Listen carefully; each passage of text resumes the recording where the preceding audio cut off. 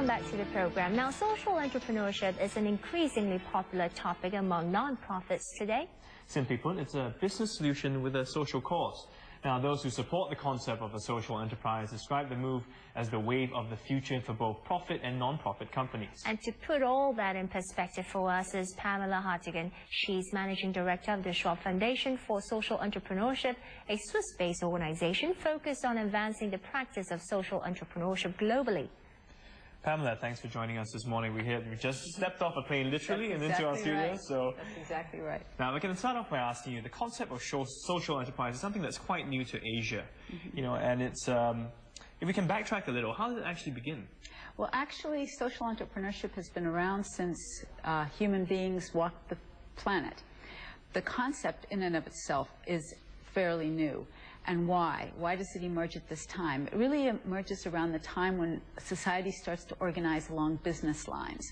I would date the emergence of social entrepreneurship as a concept back to the mid-70s, when you found that civil society was beginning to organize. And what we had happening was a series of interests in terms of innovation, of sustainability, and around the issue of measurement.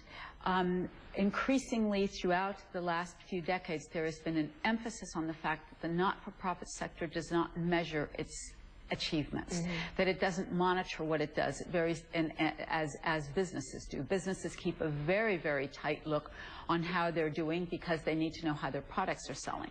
Well, more and more, the challenge was to nonprofits to do the same, to begin to measure their impact, but most of all, not to continue to use the same approaches to solve problems that were lingering, but basically what they were doing was organizing the problem, not really changing the systems that caused the problem.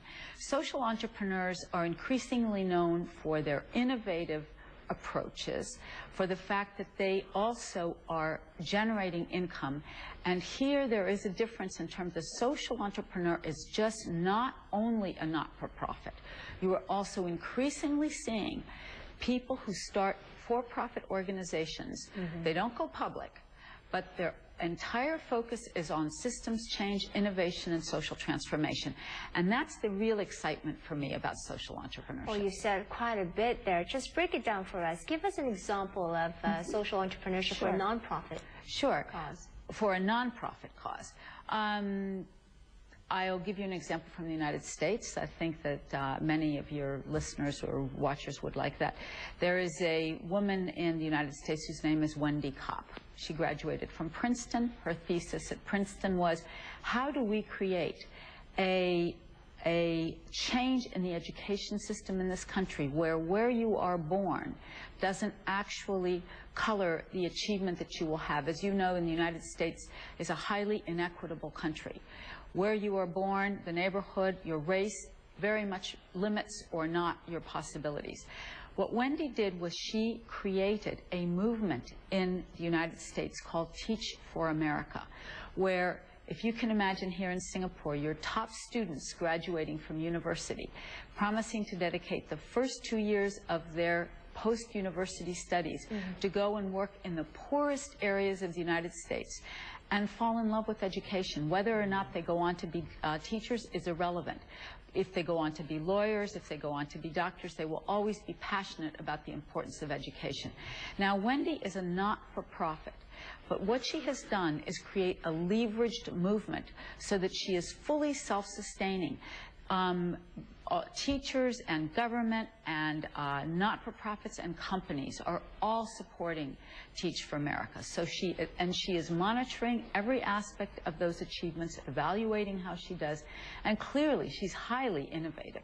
Who would have ever thought? Most people thought she was crazy, which is a common trait. Well, that's funny you mentioned that, because you did mention, I checked out your website, and it says the ideal entrepreneur, social entrepreneur, should be someone between a Richard Branson and a Mother Teresa. That's exactly right. And finding that in between where they have the drive. So these are entrepreneurs in that sense, but for a different cause. Yes, yes. They are entrepreneurs completely. Social entrepreneurs are much more like business entrepreneurs than they're like the Red Cross. And you will find that similar drive, that similar capacity to imagine opportunities where only people see problems. Same thing as a business entrepreneur. They're able to establish that niche market. And so very much so, I think that business and social entrepreneurs are really the same kind of person. It's just that one is focused on how do I transform society, and the other is focused on businesses will base their performance on bottom lines, how much they boosted the bottom lines. What about social entrepreneurship? How do they define success? It's much harder. It's much, much harder. Can you imagine?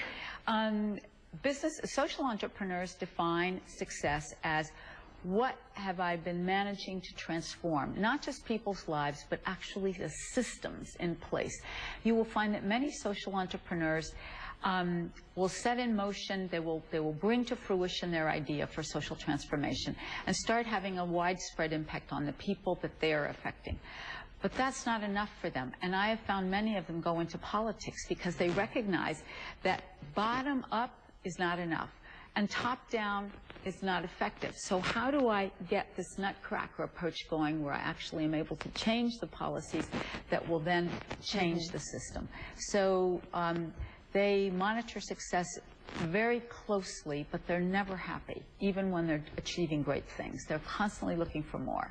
And that's a great thing. And you mentioned sort of moving towards politics. I think one of the issues is that you go out, you want to do so much, but you find you're facing so many obstacles. That's right. You know, what do you think are some of the issues that, many social entrepreneurs face nowadays, and how can they sort of try and overcome that?